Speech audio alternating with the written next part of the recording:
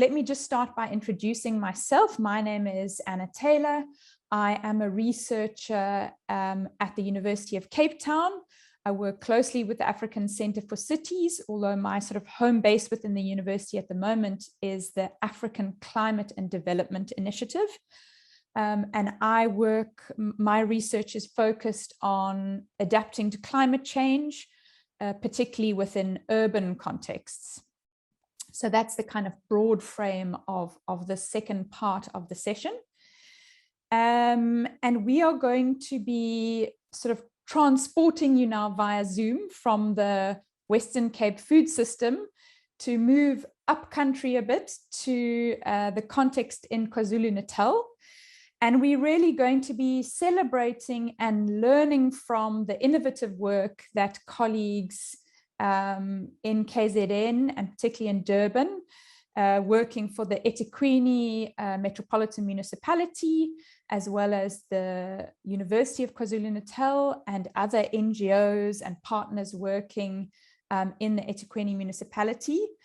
We're going to celebrate and learn from the work that they are doing around managing rivers and streams that pass through the city of Durban in innovative ways. It's somewhat more on the sort of operational side than the policy space that we've been hearing more about in the first part of the event. But really for a number of years, some really interesting work has been developing around a number of programs, one of them being the Sihlanzimvelo program, which we'll hear a little bit more about in the film we're going to show. But there are also a number of different initiatives. Sihlanzimvelo is led by the municipal government, the eThekwini Municipality, but then they are increasingly partnering with a number of other initiatives that are led by community groups, civic organizations, supported by UKZN, the university, to really look at how rivers and streams can be rehabilitated, become a source of work, become a focal point for collaboration, particularly in order to reduce flood risk. So Durban has suffered some very costly and extreme impacts of flooding that have damaged homes, that have led to loss of life, that have damaged a lot of municipal infrastructure, business infrastructure. And so a lot of effort is going into working in rivers and streams to make them a positive space within the city rather than being seen as a source of risk and danger when it comes to flooding. And so in this session, we're going to focus on three innovations, which I think this area of work really highlights. The first is seeing rivers and streams within cities as part of a city's infrastructure, together with built infrastructure like roads and drains and pipes and culverts. So seeing these parts of the natural system as what you'll hear in the film referred to as ecological infrastructure. The second innovation is really around thinking how the municipality has been using these to create local employment. So not necessarily only deploying teams of municipal workers, but you will learn that what part of the innovation of the work has been that the municipality has been contracting community-based cooperatives to do some of the cleaning and maintenance work in these rivers and streams. And then the third innovation that we'll learn more about is really how the municipality is starting to collaborate and build partnerships. And here there are a lot of parallels with what we've just heard in the food example, working with NGOs, university, community groups, and businesses to learn from what others are doing and to start building the evidence base and the narrative to connect up the work and scale up the work into what they're calling a transformative river management program that connects up the work of the municipality with those of other actors and looks to expand the work into all stretches of rivers and streams across the municipality. So that's by way of introduction. I'm very, very pleased and grateful to be joined by three panelists, hopefully we'll end up with, I think at least two. Oh no, I think we have all three of them with us right now. I'm not sure if you guys can turn on your camera so that people can see you briefly before we show the film. That would be great. And also, if you want to rename yourselves, at the moment, many of you are named African Centre for City Speaker, but if you click on the top right of your camera box, you'll see there's an option to rename. But thank you so much for joining us. So we're joined by Mark Tomlinson, who works for eThekwini Municipality in the Roads and Stormwater Maintenance Department. And he is a project manager there, which his duties include managing the Sihlanzimvelo program, which we'll hear more about now, which is this incredible effort by the municipality to create hundreds, if not thousands, of local work opportunities for cooperatives to be involved in managing the rivers and streams close by where they live. So thank you very much for joining us, Mark. We, I think, are also joined, yes, by Nono Lungongolo, who also works for the eThekwini Municipality. She is in the environmental health unit and is an environmental health services manager there, has been working for the municipality for many years, I think 24 years in total, and also is involved in the Sihlanzimvelo program in various ways. So we're very much looking forward to hearing your perspectives from the environmental health side on how this program has been working. And then our third panelist is Kathy Sutherland, who's joining us from the University of KwaZulu-Natal. Kathy is an associate professor in development studies, whose research focuses on the social and environmental systems and sustainable development, particularly at the sort of city regional scale, and has also been very involved in a number of the river management initiatives. And so what we will do, so thank you all very much for joining. We're going to start, like the previous session did, by showing a film, which will hopefully give our participants a rich picture of the work that we are discussing. So we'll turn our cameras off for that, and Lerato can show us the film from her screen, and then we will rejoin for the panel discussion to pick up on some of these points. So over to you, Lerato.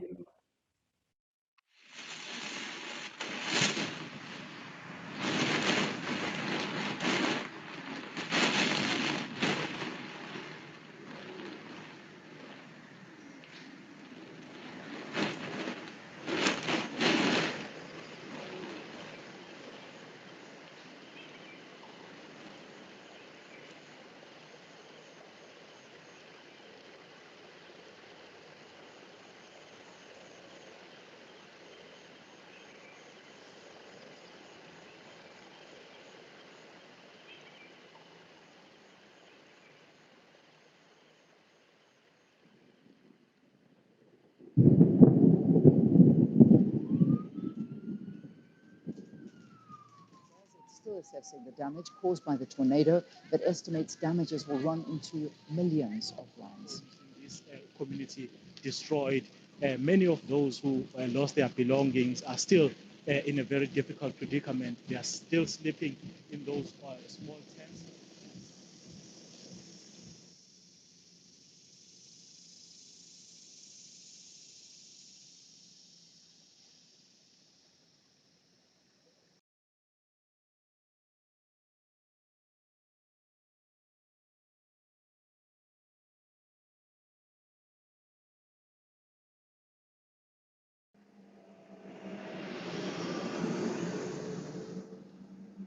You know, transformation is such an important aspect of how we should be thinking about our cities. You know, our cities face a huge range of challenges, environmentally, from a socioeconomic perspective, high levels of inequality and poverty. And so it's critical that we think about how we act to transform things in our cities. And so when we're talking about transformative adaptation in cities, we're talking about big systems changes, you know, fundamentally challenging the governance systems, the economic systems that perpetuate many of these cycles that we see of inequity, of environmental degradation, and so on. And so really thinking about what that means for cities, for me, is very important. So adaptation really is about adjusting to change. Transformative adaptation, though, brings in a different consideration. As if we think about adaptation in its traditional sense, it's generally reactive, it's short-term, it's about maintaining the status quo of a system. So you want to keep the system doing the same kind of things it was doing before the change happened. Whereas transformative adaptation delves a bit deeper. It talks about long-term future change. It questions the system as a whole and talks about systemic change. So much more proactive than reactive.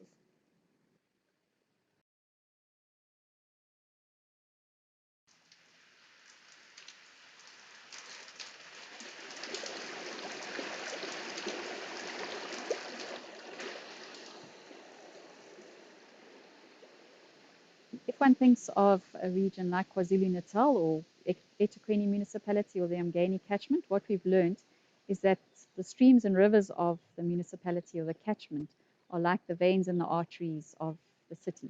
So I think when one starts trying to work with climate adaptation and to create an idea about climate adaptation that's transformative, so that means you're not just dealing with immediate risk or trying to reduce the flood risk, but you're actually using your climate adaptation approaches to transform the city.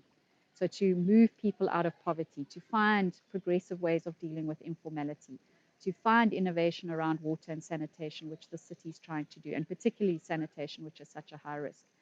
The minute you start looking at those issues, you trace it back to water again, because water is one of the really important pathways that all of these problems come together and create the disasters that we see in the city.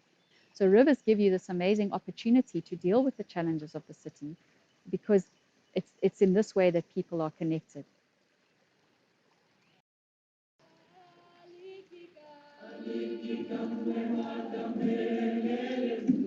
The eThekwini Municipality boasts approximately 7,400 kilometers of rivers and streams, many of which are severely degraded and pose flood risks.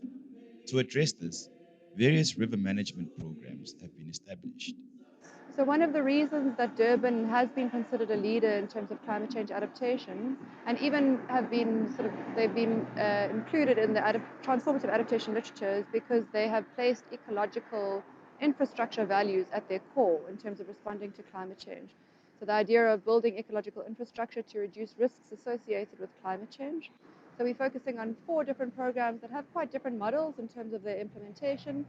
We feel like there's a lot of learning potential across the different projects because of their different models and because of their different successes and also the challenges and lessons that they've each learned.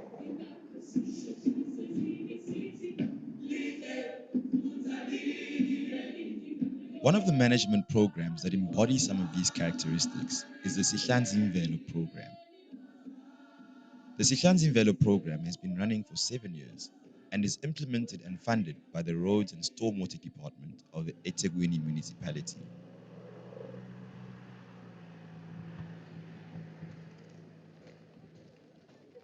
Originally designed as an engineering solution, the aim of this program is to clear alien plants and waste from streams that block the city's culverts and thereby causing damage to the hard infrastructure during floods. To do the work, the city employs cooperatives in 2 major areas in Durban. Where did it start?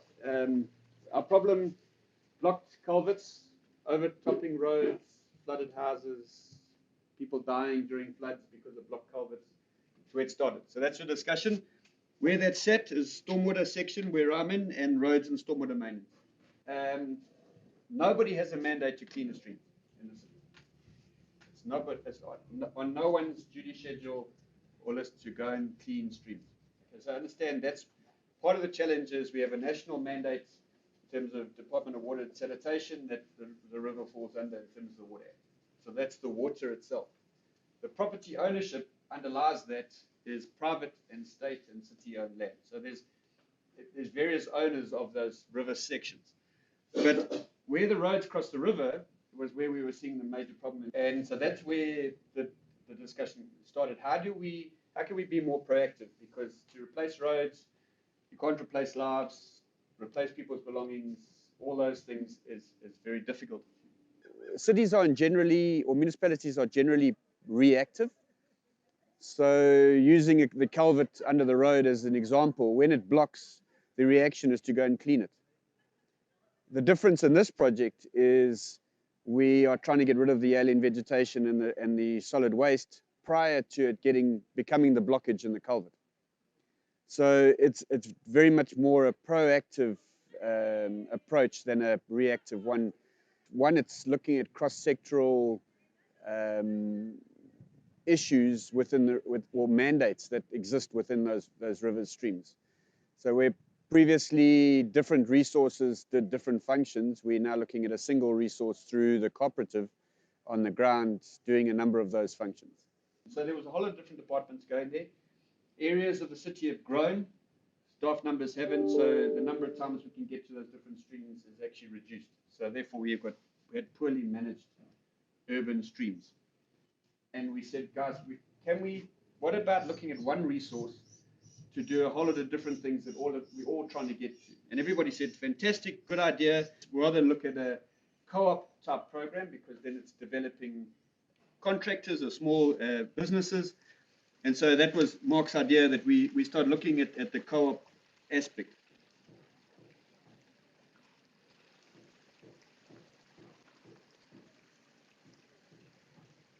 My name is Begani Ngubo, popular known as Mr. Blanket. I'm one of the directors of the Green Arts and Culture Cooperative that is cleaning this stream. One of the reasons why we are doing stream cleaning is to avoid alien plants. That's one. Is to make sure that the stream is clean. Is to make sure that we avoid unnecessary stuff that is being brought onto the stream. You find your tires in there. Sometimes you find the car, just like one time we found somebody threw a car. I don't know how it rolled into the stream. So these things are the things that you come across when you're cleaning. It's good in one way. The environment is kept clean by stream cleaning. That's one. It's kept people working because out of the cooperative, we have 5 members that are directors, and then we have employed 8 people. So that means we're able to feed 8 families plus 5. So that gives a difference in terms of how this project is working now. My name is Xolile. My surname is Nyide. I reside around the area, which is here in Kwamashu, and I'm an assessor for Sihlanzimvelo. I work hand in hand with the Municipality of eThekwini. But we started this project back in 2012. If you can take a look at this site around here, we had a lot of trees, a lot of alien invasive, a lot of dirt, and now it's all like this. It's beneficial to not only us as the cleaners, but to the community as well. As you can see, we've got people washing their vehicles, their tents, and everything. Well, it has benefited the community at large, in a sense that when there is floods, ever since we started this project, there hasn't been a situation where we find people complaining that the water has gone into their houses. So that has been avoided by the project. Also, again, it has also created opportunities for the cooperative and for the workers as well to be able to have a stipend that they're getting out of it. Well, so now we started getting report backs from the communities that are working there. Things like, I feel safer in the area now. I know who my neighbor is because I can see them. It's not this big stand of Spanish reed. Obviously earning income. You heard some of the stories yesterday. It's changing people's lives. And we realized that it wasn't, and we were seeing less blockages and less damages. So we were seeing the result we wanted to realize, but we realized there were a lot of other benefits.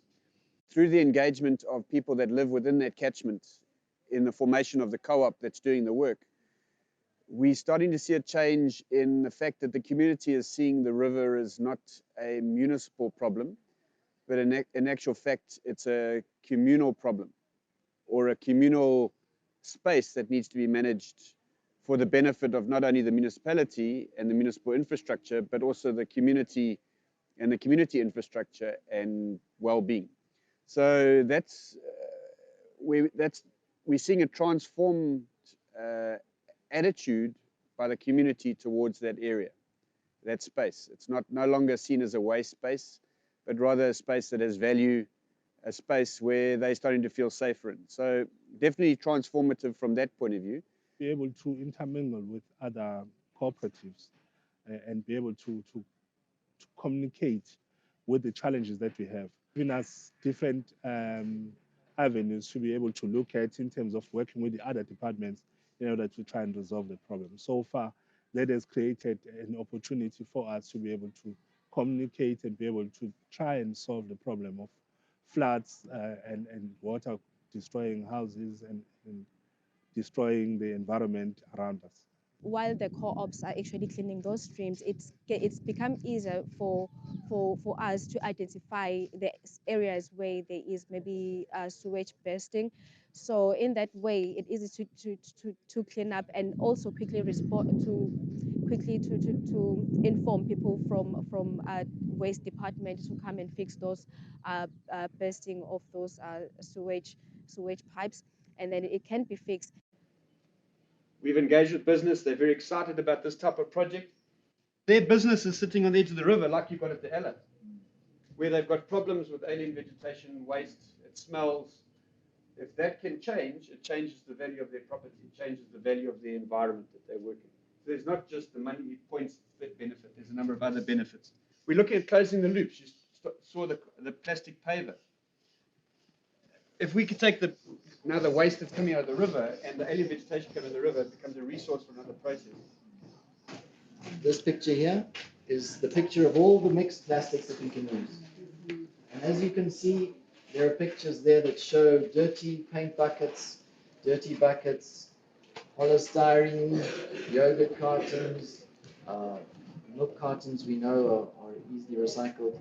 But certainly the idea of the community being involved, so it's not necessarily only the cops, it's anyone who's unemployed in the community, we'd ideally like to say would be able to bring their waste to us, and we reprocess it back into product.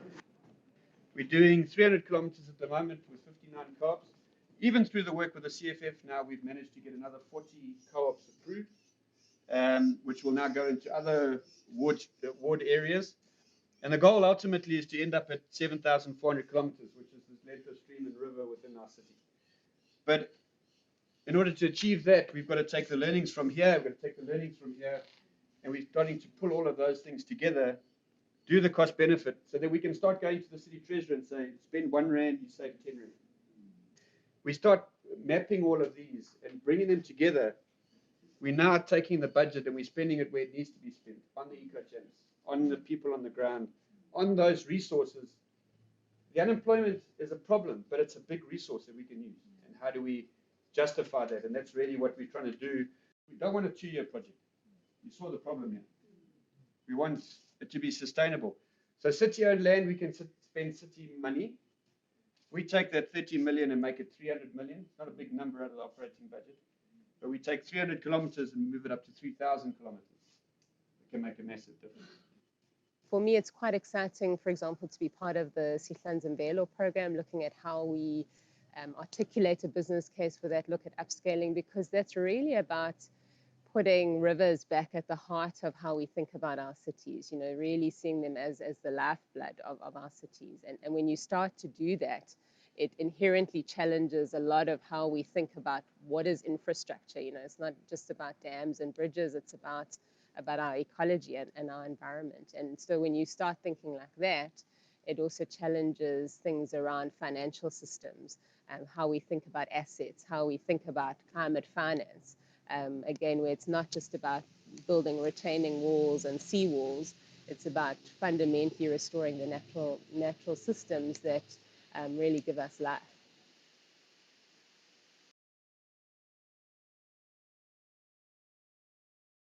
Four or 5 years ago, I remember sitting with Joe and saying, we've got to find some money to start collating these benefits, because we realized there was just so much more than what we were reporting on or understanding.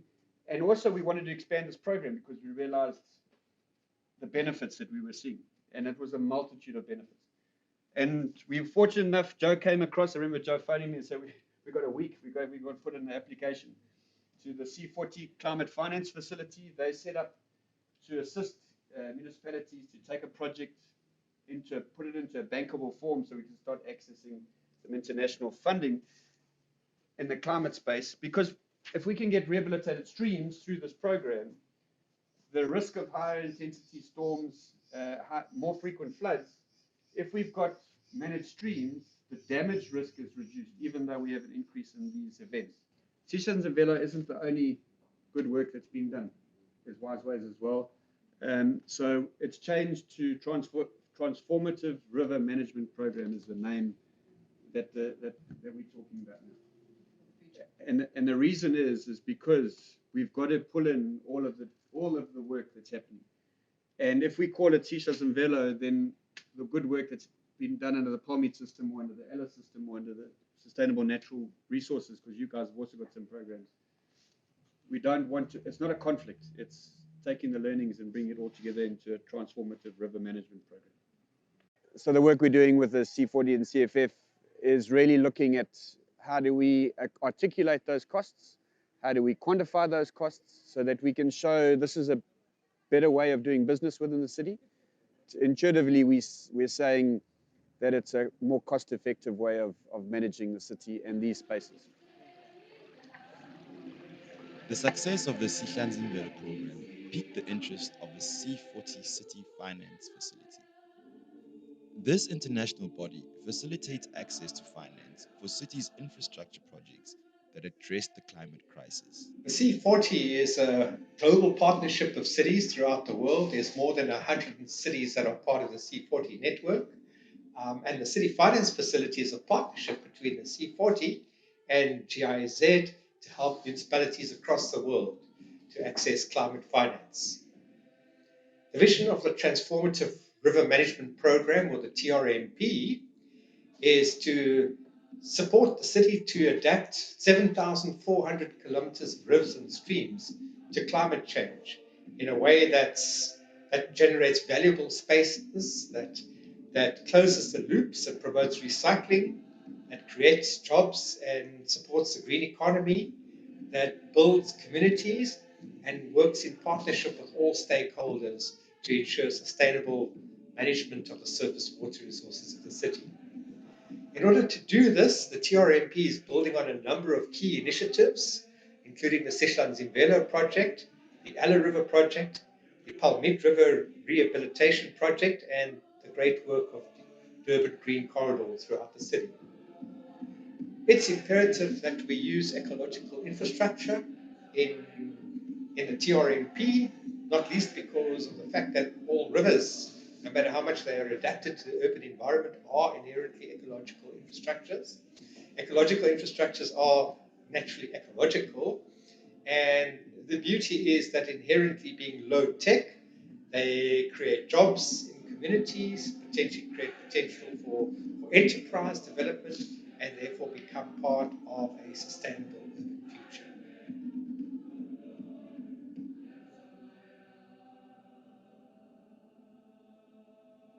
What assists us in terms of making the decision is because we share the same interest, of improving the ecological infrastructure, depending of, even though we are using different approaches, because as a climate department, we are looking at adaptation side of things. So if you are talking about the climate adaptation, you are talking about improving the condition of ecological infrastructure, even though we are wearing a lens of a climate perspective. You've got UKZN, as much as they are doing research around the social aspect, again, the angle that they are looking at, it's around the climate resilience, how can they improve the resilience of our community within, how can they improve the resilience of community to the impact of climate change. So all these actors, as much as they are doing different things, but in a sense, they are connected under one big objective of the project, to improve the ecological condition. Through our programs as environmental health, this has opened our eyes in terms of how to channel our resources and also planning. Actually, we looked at the priorities in terms of our work. It's not about a department, it's a vision of the city. So all of us, we look at how best can we do what we need to do. We went deeper in terms of even looking from an environmental point of view, that this is where the problem is. This is where we need to improve. This is what we need to focus, not for now, for the 10 coming years, not only as a city, because we also have national mandate. We've got a lot in terms of global. So I think it's very important.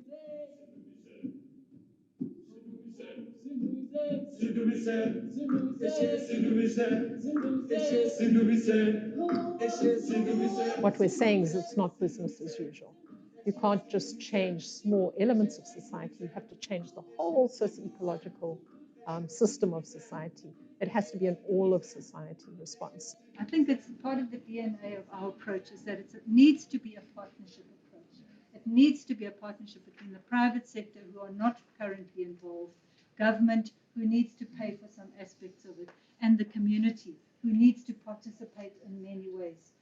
I also think what has helped is that when the university came into Kwara Road as well, it has helped a lot in making sure that the municipality and the community start the conversation. Otherwise, it was us and them. True. But as soon as the university came in, then that has helped the process to at least go through. And then we started understanding each other from the municipalities' views and also from the cooperatives that we were able to speak to.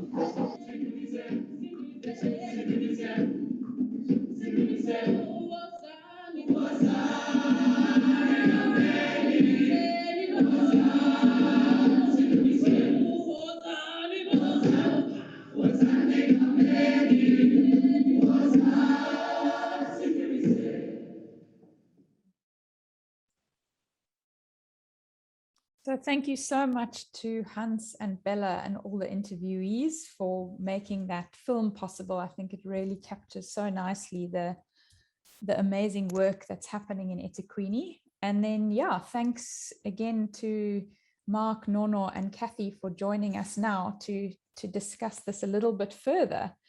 So if you'd like to turn your cameras on, then if I may, I'm going to start off with a few questions to spark the discussion, and then we'll see if anybody in our Zoom participants, or I think we've also got some people watching on Facebook, if anybody else has questions, they can come in with pleasure.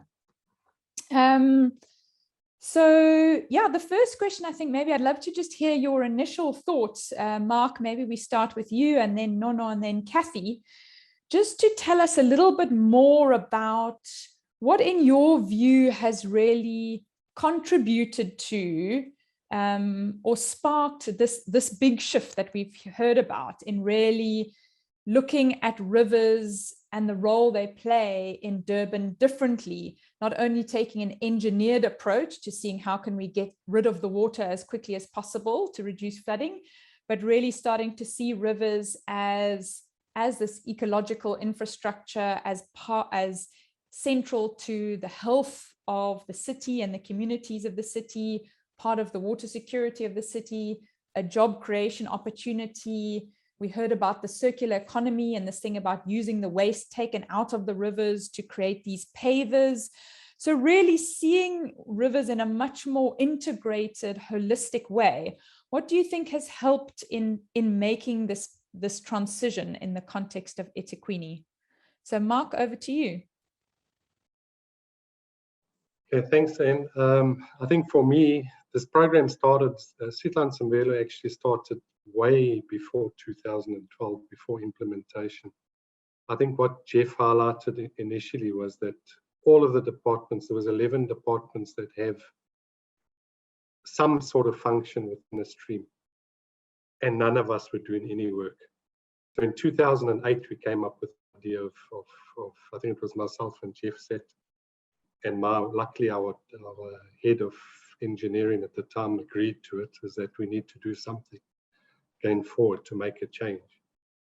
So we started designing and bringing all the departments, having an integrated approach by bringing all the other departments in, and designing an operations manual that would benefit us with a number of aspects, one of them being the protection of infrastructure, the other being the collection of waste and making sure, because we identified the high density areas, which is your townships and your places where there's a lot of people, which generate a lot of waste, which goes into the streams, the smaller streams, and goes all the way down to the beaches and your estuaries.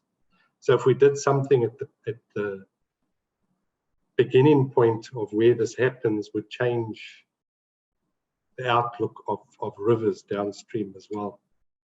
So it took us 3 years to design this and to actually put it across to the politicians, and we presented 3 different models of employment. One of them was a contractor based, which was getting a large contractor in to do all of the work. The second one was actually getting individuals like the Zibambele program, where we employ individuals along the side of the stream. And the third one was basically the cooperatives, which we eventually used. And the whole idea behind it was to actually get communities to take ownership of the areas. So we made it localized within wards. So obviously when we engaged the cooperatives, they would take ownership of the stream and would make sure that the program actually works. Because if they don't take ownership of it, it's not something which they accept within their community. And I mean, it did change lives amongst the community, because a lot of them have been developed into formal contractors, and they've gone on from there. But I think initially we didn't realize the impact it would have on your climate change aspect, for instance. That came about afterwards because of what happened downstream. We realized that what we did upstream actually made a huge difference downstream. And I think changing people's lives, creating employment, looking at all 11 departments that played a part was important. Integration is extremely important because everyone plays a different role. Roads and stormwater maintenance only looks at basically the hard infrastructure, protecting that mainly, but the impact it has on other areas of the city was huge. That's great. So I hear you very much reinforcing that message that comes through in the film about trying to move away from focusing on the symptoms of the problem, but really trying to sort of move upstream, not just in the river, but in the thinking to where the source of the problem is. And then I heard you say about this thing about looking to shift ownership, to recognize that it can't be one department that can own these bigger, more systemic problems, that it's really about shifting and sharing ownership with not just multiple departments, but like you say, with communities themselves, with co-ops, with people who live in and around these river systems. So thanks for that, Mark.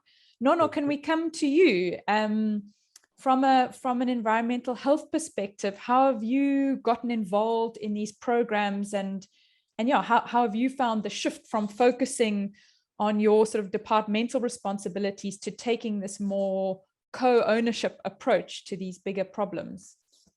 Over to you.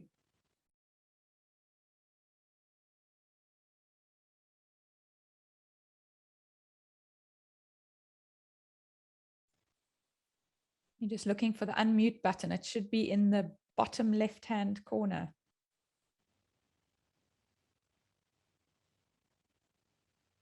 Otherwise, I'm trying to unmute for you, but unfortunately I don't. Ah, there we go. Oh no, except we can't. We're not hearing you, Nono. I can see you talking and I can see you unmuted, but something about your speaker, it's not, the sound is not coming through.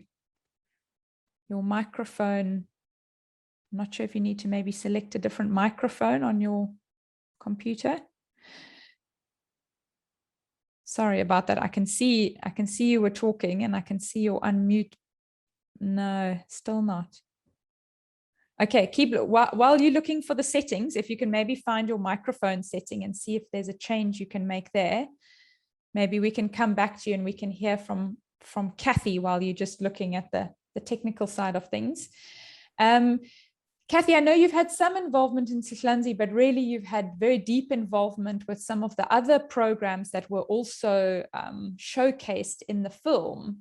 So I'd love to hear your perspective on how you've seen things changing over the last, it's really been 10 plus years in terms of taking this more holistic, integrated sort of socio-ecological perspective on some of these issues. Over to you. Thanks, Anna. I think it's really interesting when you look at how, as you say, this whole process of change has emerged in eThekwini Municipality or in Durban. And as Mark said, a lot of the operational initiatives around working across departments in the municipality to do with rivers started as early as 2008. But again, in 2013, I think there was a really important move in terms of the sort of discourses or framing of problems in eThekwini, because what happened then, under the leadership essentially of Neil McLeod and Deborah Roberts, was that you saw this convergence of water governance and climate governance happening in the city. So prior to that time, we'd been working on water and climate governance. And while there was a lot of respect between the different groups within the city working on that, it hadn't really converged as a way of addressing water security in its broadest terms in the municipality and in the broader region. So in 2013, there was a lot of effort by Sandy, by Deborah Roberts, and drawing in Neil McLeod, and this real shift around thinking about ecological infrastructure actually being the really important way in which we could deal with water security in the city and its broader region. And so through those efforts and that leadership, what happened is that they formed the Engen Ecological Infrastructure Partnership, which was a partnership across the whole Engen catchment to look at how we could integrate ecological infrastructure into the processes of the municipality, of communities, as Mark's saying, working with communities to see the value of the environment. And so this kind of higher level change really framed what everyone was doing. And so at that time, we started to engage with the municipality around how we could work on river rehabilitation projects from the university. And together with Sean O'Donoghue's department, eThekwini Water and Sanitation, and Samiso in Climate Protection Branch as well, he joined us later, we initiated the Palmy Catchment Rehabilitation Project. And that was really one of the pilot projects of the broader Engen Ecological Infrastructure Partnership. And so it was a very interesting process of different departments coming together and really starting to try and understand how we could think. And it's not only rivers and streams at the level of rivers and streams. So Sihlanzimvelo works really at the stream level. But what we also started to understand is that you've also got to look at the whole catchment. And so this language around using ecological infrastructure, testing out and experimenting around governance models that could support that started to happen in the municipality from about 2013, 2014. So we saw these different river rehabilitation projects emerging, and some of them from the ground up, actually. Sihlanzimvelo is interesting because it's in a municipality-led program. And over time, we've all been working towards thinking about what kind of governance models work. How do we support this investment in ecological infrastructure, both from an ecological and a social aspect, because there are a whole lot of social benefits as well, as Marcus said. And so you can see how this engagement and this integration across not only within the municipality, but across a wide range of actors. So you've got the university, you've got some NGOs, you've got community-based and civil society organizations, and all picking up on the same approach of dealing with rivers in terms of how they offer services, but also how, so rivers offer a whole lot of ecosystem services, but also they've become an ecosystem service in themselves, in terms of the way in which they move waste and other processes through the city. And that's part of what we wanted to reverse. So there's been this very interesting and long journey in Durban and more broadly in the Engen Ecological Infrastructure Partnership around how we work on those things. And then of course, that's also got strong links to the climate adaptation or climate resilience approaches in the city. So I think it is very exciting in the way in which these processes have led to this kind of broader integration that we're seeing, both across what we're doing and also the actors that are working in these spaces in the city. Thanks, Kathy. I think it's really useful you sort of putting it in a bigger perspective and charting a much longer trajectory to what's involved in the evolution of these programs and their interactions between them. And I think that draws very nice parallels with what some of the things that came up in the previous session about, you know, how in order to find local solutions, it is about sort of multiple experiments, learning as we go, iterating, and sort of then I think we had the phrase, there was a graphic shown about scale through diffusion, you know, that these things catch on and different people take them up. And also hearing about the important role that sort of intermediaries play, that government isn't always in the driving seat. Often it's about government playing a sort of supporting role for others who are doing this kind of work. Let's see if Nono, have you had any luck with getting your sound coming through? I can see you've been looking at lots of settings and busily trying to, nothing yet.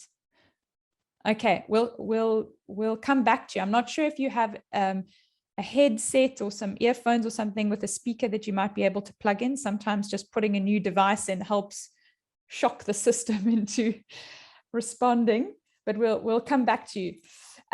So I think what's coming through so strongly in this work is the importance of partnerships, that really it's about many people from different positions, departments, organizations working more effectively together. So I'd love to just take a round of your thoughts on, really the pragmatics. How has working in this more collaborative, integrated way, what does it involve? How have you found, both the challenges of working in a more integrated way and the sort of multiple co-benefits that we've already started hearing about. Practically, how do you go about, Mark, for example, working with these? I mean, we heard like 80 different cooperatives working across multiple kilometers of streams. What makes it possible for you to work with your colleagues in other departments and then with these multitude of community-based cooperatives to sort of deliver on the results that we're seeing out of this program? What does it require? I think at the in the inception of the program, we had a lot of meetings basically between the 11 departments, because obviously before you can go on the ground and implement a program, you need to have a clear picture of what you're trying to achieve. So it was important to get everyone around the table and come up with objectives of what we need to do. So we developed an operations manual, obviously, before we went out to tender. The roads and stormwater department is very small. We don't have a lot of people. So it was basically myself as the project manager, and I had 2 other staff. So we had to obviously draw up a tender document and put all of these art or objectives that we want into a tender document and get outside consultants or service providers to actually do the work, the monitoring and evaluation and the coordination of what was happening with cooperatives. I mean, to manage 100 cooperatives that we have at the moment, you need a lot of administration, management and monitoring of each of them to make sure that they meet their targets every month. So it's important that discussion happens all the time. And because all of the departments, we've only got a limited budget. And unfortunately, in the beginning, we were the only budget that there was. So our department was, or we still do, we provide the whole budget for the Sihlanzimvelo program, but other departments supplemented with things like training. So they would provide the training aspect for cooperatives in terms of identifying alien vegetation and trees that need to be removed. Our waste disposal, or DSW, Durban solid waste, would provide bins and training and education campaigns in the area. Coastal stormwater would provide advice and also training with regards to developing cooperatives in skills. So each department, there's Durban wastewater, for instance, would take sample testing on each of the streams to check whether there's an improved water quality, and we'd have to have interaction with them, because if there's a burst, all the sewage pipes, reticulation systems run in the streams and rivers in Durban. It's the lowest point, so that's where they end up. And if there's a burst pipe, it ends up in the stream. So the program was also an early warning system, because the cooperatives would pick up the faults and report them, and we'd get it repaired quickly. So what I'm trying to say is that collaboration with other departments, even if they don't have a budget, is extremely important, because their expertise in their field plays a huge part in making the program a success. So I would think that integration and collaboration with other departments is vital to make things work and happen.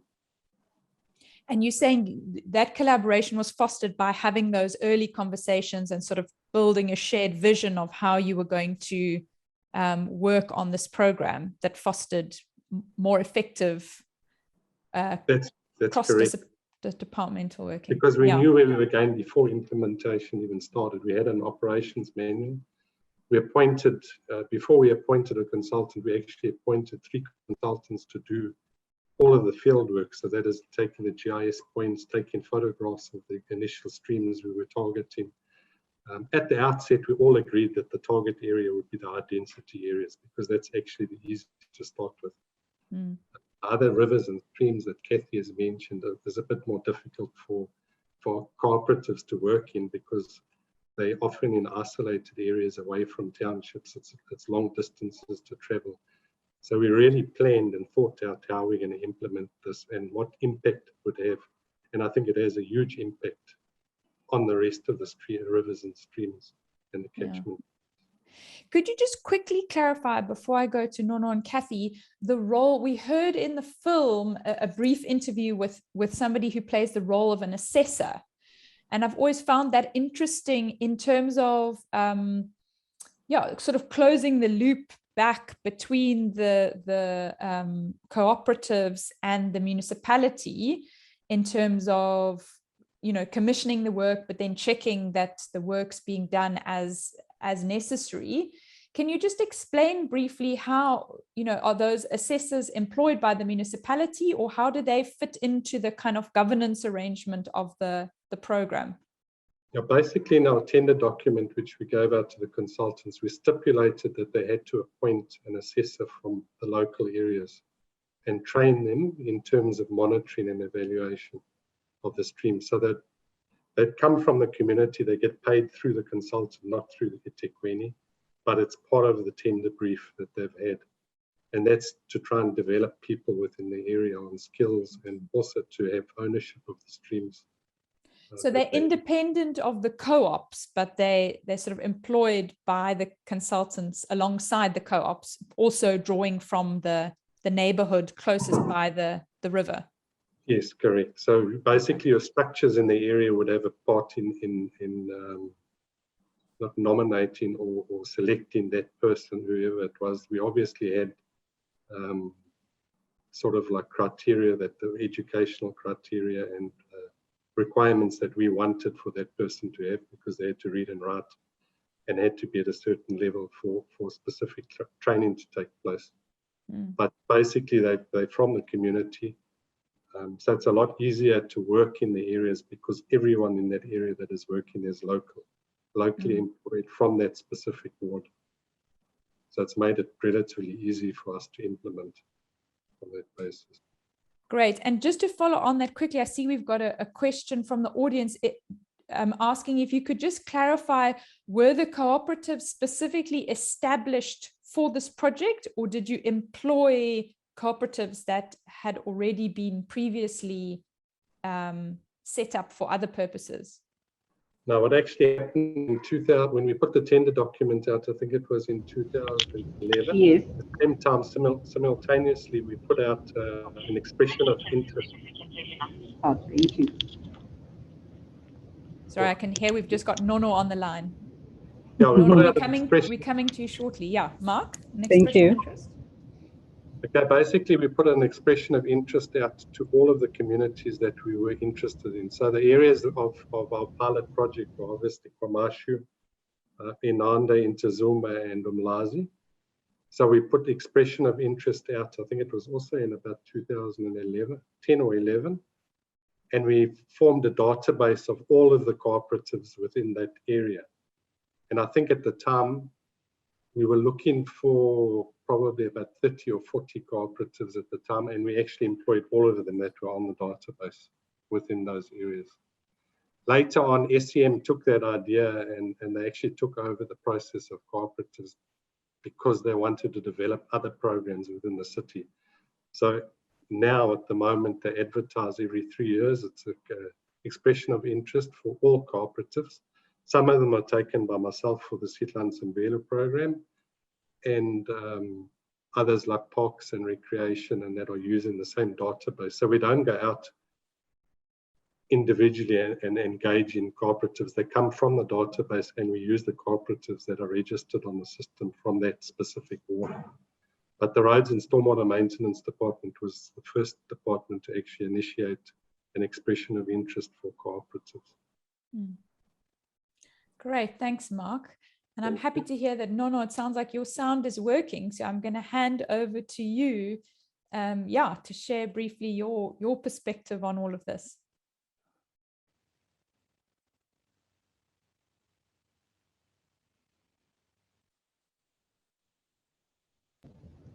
Hi, can you hear me now? Yes, we can. Oh, wonderful. Thank you so much. Thank you so much. A quick one, just to add on what Mark said regarding Sihlanzimvelo specifically. When it started, yes, I remember prior to the World Cup, it was very interesting for us because when we joined as environmental health, we worked together. Honestly, the way they conducted the whole program, and we focus more on the schools where we every year will have an example, a competition of recyclable material where they will build, make models and so forth.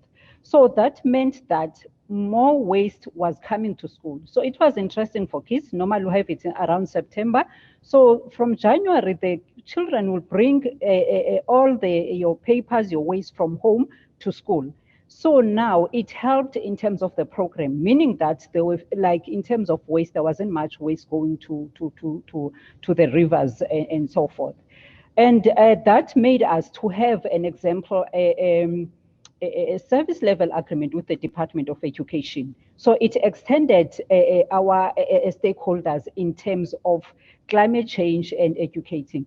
And if you also look at the life orientation as a subject, I think we also need to strengthen that part where as a municipality and other interested parties in climate change and waste management to take that opportunity, because they do cover it, but we need to make more of that. But what we also need to strengthen in terms of even co-ops and your communities, as much as we are involving them, we look at them bringing waste, taking waste, cleaning the streams, but we need to make them aware of what they can use the waste for, like as the film showed in KwaMashu. That is also must be from them. And with the vision of eThekwini Municipality 2030, if we focus also on the schools, because the children, they bring the waste. An example, my daughter now, she's at university, but when she was at high school, every day from work, I'll be bringing papers, anything. It will be those rolls of toilet paper, different things that kids in the schools. So we need to strengthen that in terms of the school, work with them, because once the children, they understand the problem of climate change as we're experiencing, waste management, we need our clean rivers in terms of tourism, the list goes on. We will have a better community and a healthy environment. So we need to focus on that, and which is what we are doing as environmental health. As we speak now, like an example in Claremont, where you saw the Ala River program. Due to COVID, they currently challenges, but the work is still continuing, because amongst those rivers that were identified, they are taking the waste and now using it, because they learned from KwaMashu, they saw that the waste, you can use it. So those are the programs, the councillor of the area, your Durban Solid Waste fully involved. So these are the things that were started by city engineers, but now we need to strengthen them. And if we focus on the children, the community, they need to own, they need to take the responsibility. As you saw in KwaMashu, they're very strict. if anyone is like throwing anything, they are the ones now, not the municipality. So it is really working well. And if we can just try and assist as many, because you find that we focus on this river, but you find that the waste is coming far, you know. So the funding, the municipality really needs to be funded more. And if we continue to focus on educating our children and also teach them, this Lira, really, I enjoyed it. And that is what we need to encourage. The research part, we're not doing much.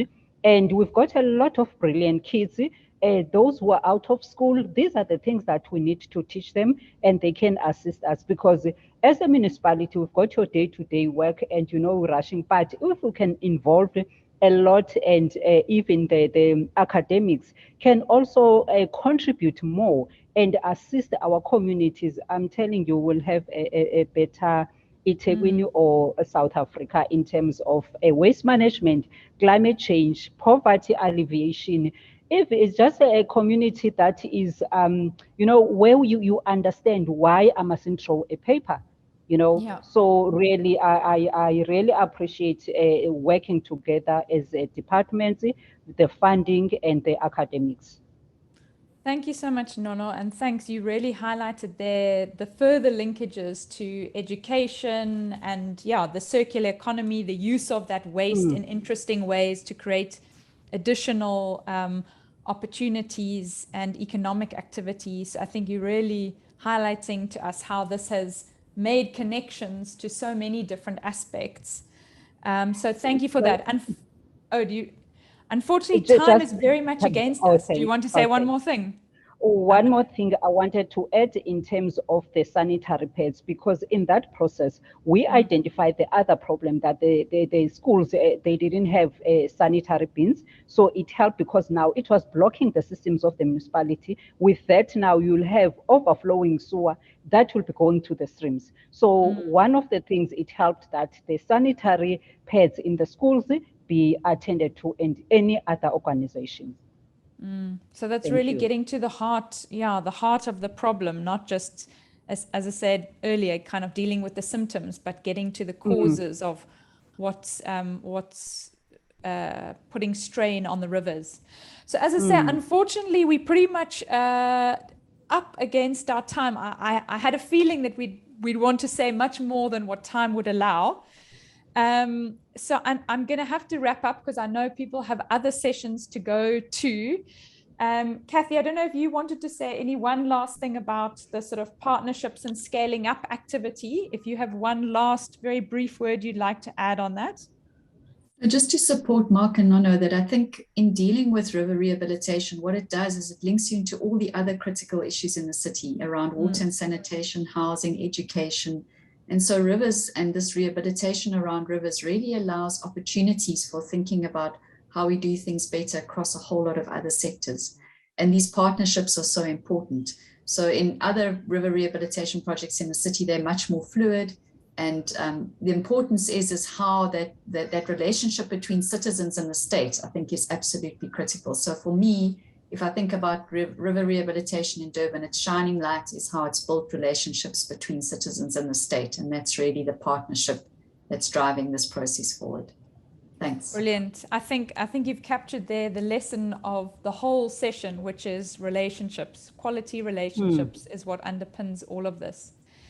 So thank you so much. I'm sorry we had to cut the conversation a little bit shorter than we'd like, but thank you so much to Mark, to Nono, to Kathy for joining us this morning and sharing your insights into this incredible work. It really has been a privilege to have this opportunity to celebrate the innovation, to learn from your successes, and I hope we'll see a lot more of this kind of work spreading out through other parts of the country and the world. And thanks very much to our attendees and anybody who's watching us on the various streaming platforms. Thanks to the organizers of the session, Lerato and others, for all your help.